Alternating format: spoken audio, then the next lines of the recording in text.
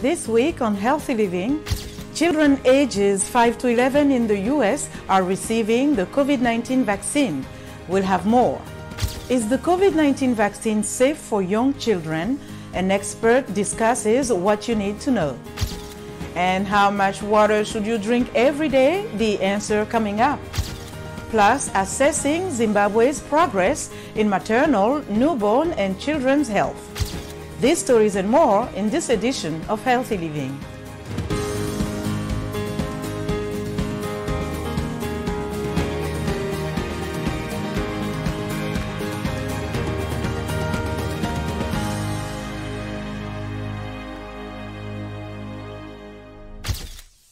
Hello, I'm Lina Khmudu. Thank you for joining us on Healthy Living. Young children in the United States are lining up to receive the COVID-19 vaccine. The U.S. Food and Drug Administration recently granted emergency use authorization for Pfizer-BioNTech's mRNA COVID-19 vaccine for children 5 to 11 years of age. According to the U.S. Centers for Disease Control and Prevention, fewer children have been sick with COVID-19 compared to adults, and most children with the disease have mild symptoms or they may have no symptoms at all. However, they can develop multi-system inflammatory syndrome, a potentially severe and dangerous complication that causes inflammation of vital organs. Here in the United States, some parents are taking the step to keep COVID-19 away from their children. VOA's Begum Domes Ersos has more from a vaccination center in Fairfax, Virginia, outside of Washington. Children in America can now get their first COVID-19 vaccines at centers like this one in Fairfax, Virginia. Earlier this month, the U.S. Centers for Disease Control approved a recommendation that children between 5 and 11 years old receive a pediatric dose of the Pfizer-BioNTech vaccine. Now, the first of some 28 million eligible children in America are taking their first dose. It doesn't even hurt. I thought it was over like 5 minutes after. I felt a little bit of it, but it didn't hurt. Pfizer-BioNTech says the vaccine is about 91% effective in this age group. Children aged 5 to 11 receive 1/3 of the dose provided to adults and other children over the age of 12. The dose amount is said to be powerful enough to trigger a strong immunological response while being low enough to avoid unwanted side effects. But some parents still aren't sure about following the recommendation. According to a 10-day study by the Kaiser Family Foundation in October, nearly 1/3 of parents with children between 5 and 11 said they plan to wait and see before having their children vaccinated. I guess I would say do your research. I think it's safer to get the vaccine than not to personally, but that's me. I don't want my kids getting COVID, so I feel good that we're on our way to being fully vaccinated. Nearly 84% of Fairfax County residents have received at least one dose of the COVID vaccine. There is currently no data available for children between 5 to 11 years old.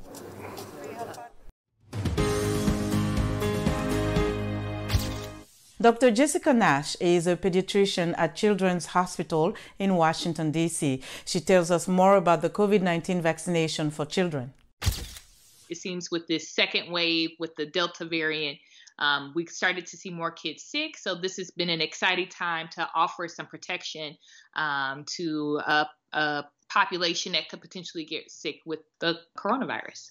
The clinical trials showed that this age range between 5 and 11 only needed about 1/3 of the dose of what we gave adults, no matter what their age was between this 5 and 11. So it's really not related to what your size is at 5 or what your size is at 11, but it's about what the immune response was in this age population. So there is some confusion around so should I wait till my kid turns 12 so they can get the vaccine, the dose amount for the 12-year-olds, or will it be enough if they are just 11? And so that part doesn't matter. What really is important is that the immune response that kids have with the dosage at 1/3 is adequate enough, no matter what, for the ages between 5 and 11. You do get some immunity, or what we call natural immunity, with getting the actual virus. So if you test positive and you have the virus, then you will have some natural immunity. The concern is that immunity wanes faster than if you get the actual vaccine.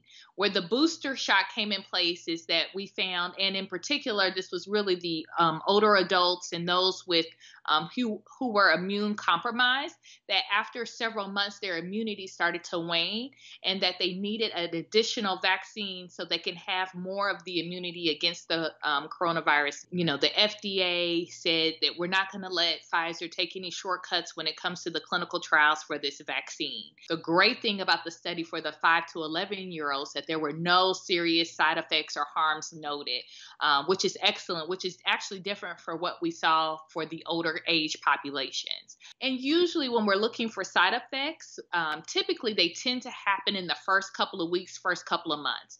And we are, with the clinical trials, we are beyond that first month. We're beyond that 2 months where we would be looking for where if there were serious side effects that they would show. And the clinical trials showed that there were no serious harm or effects to kids. When you receive a vaccine, your body is mounting an immune response. And what that means is your body is recognizing that there's something there that we want the immune system to recognize.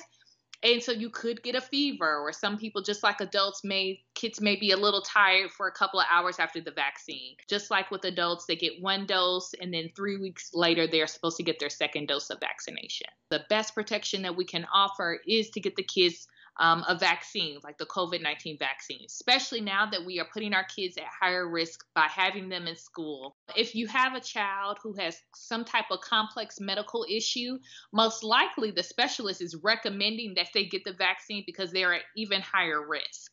And if there's ever any question or concern, that would definitely be something to talk to your pediatrician or the specialist that is seeing you.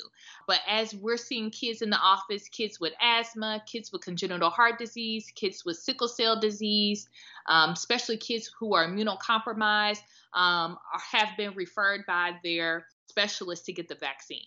And unfortunately, you can have a co-infection of flu and coronavirus, COVID-19. Which can put you at even higher risk of having a more serious illness. So we just want to encourage parents. We know it seems like a lot, but this is what we do. Preventative medicine is what we do best in pediatrics to keep our kids safe. And we want to continue to do that.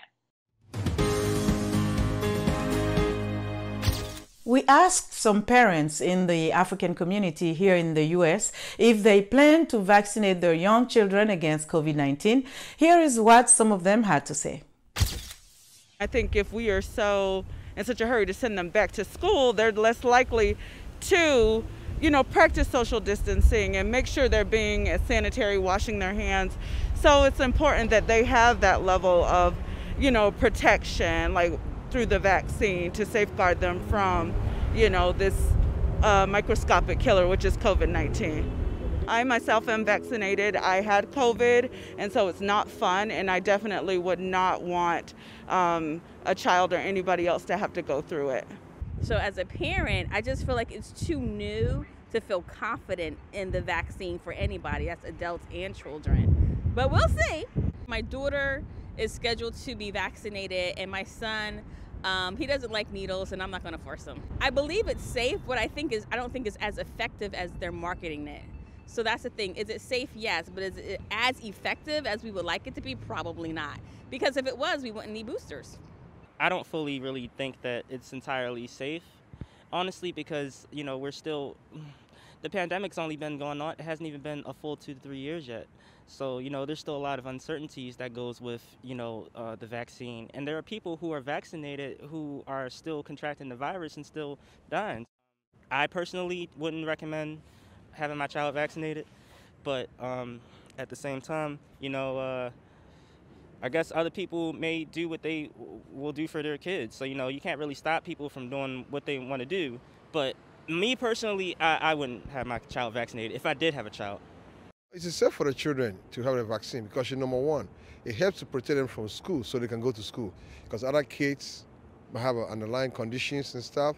So for them to have a vaccine at the age of 5 to 11 years old and up, to me, I think it's safer and it's a great thing. Therefore, if they don't get sick from the vaccine, and so far the children are not getting sick, but to get a COVID and then infect other children might have an underlying condition. So for every one of them to have a vaccine, Yes, they are children, but it's safer for them. That's why the dose has been reduced. And me being a parent, I have 3 children, they all have been vaccinated. Did you know that water makes up 50 to 70% of our body weight? Experts say we lose water through perspiration, urine, breath, and bowel movements, and the body depends on water to survive. So are you getting enough H2O? You may have heard that drinking 8 glasses of water a day is a good idea. According to US-based Mayo Clinic, most healthy people can keep themselves hydrated by drinking water and other fluids whenever they are thirsty. For others, less than 8 glasses per day may be sufficient, but some, on the other hand, may require more. The National Academies of Sciences, Engineering, and Medicine in the U.S. recommends men should drink about 15.5 cups or 3.7 liters of liquids every day, and women should drink about 11.5 cups or 2.7 liters of fluid every day. These guidelines apply to fluids such as water, other beverages, and meals. So go ahead and make sure you stay hydrated. Dr. Abubakar Campo, UNICEF's Director of Health Programs, spent a week in Zimbabwe to assess the progress of country's maternal, newborn, and children's health systems nearly 10 years after the UN agency injected millions of dollars into them. Columbus Mavunga reports from Mount Darwin, Zimbabwe. Belinda Kaziwisi is from Mount Darwin, Zimbabwe, which is near the Mozambique border, about 200 kilometers north of Harare. She's one of the Zimbabwean mothers seeing the benefits that have grown from money provided by UNICEF.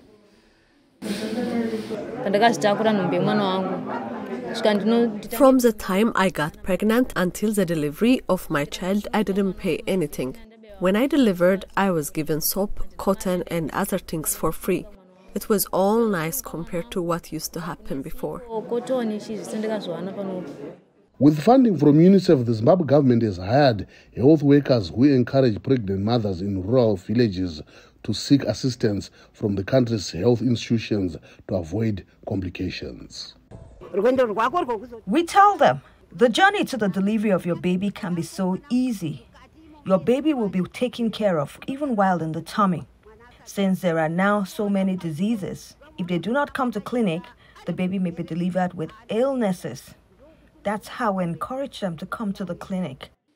Dr. Tajudini Oyewale, the UNICEF representative in Zimbabwe, says having health workers in rural villages and funding the country's health sector are both paying off. And when you look back at the latest result of the multiple indicator cluster survey, Zimbabwe has successfully halved maternal mortality ratio in the last 10 years. And this is a combination of different efforts of everyone. The challenges are real because the world is evolving. UNICEF's Campo was a junior official in Zimbabwe for the UN agency when it launched the Health Transition Fund, a multi-donor pooled fund to support the country's barely functioning health sector in 2012. This week, Campo has been in Zimbabwe to assess whether the fund has changed Zimbabwe's maternal, newborn, and child health systems. He says the fund is bearing fruits. And I'm very pleased with the progress which Zimbabwe has made in terms of providing health services to their entire populations. It is not perfect, but I think Zimbabwe can be proud of the achievement made. The Mali national said Zimbabwe now has a fully functional health system in primary health care, a sharp contrast to what the nation had nearly a decade ago.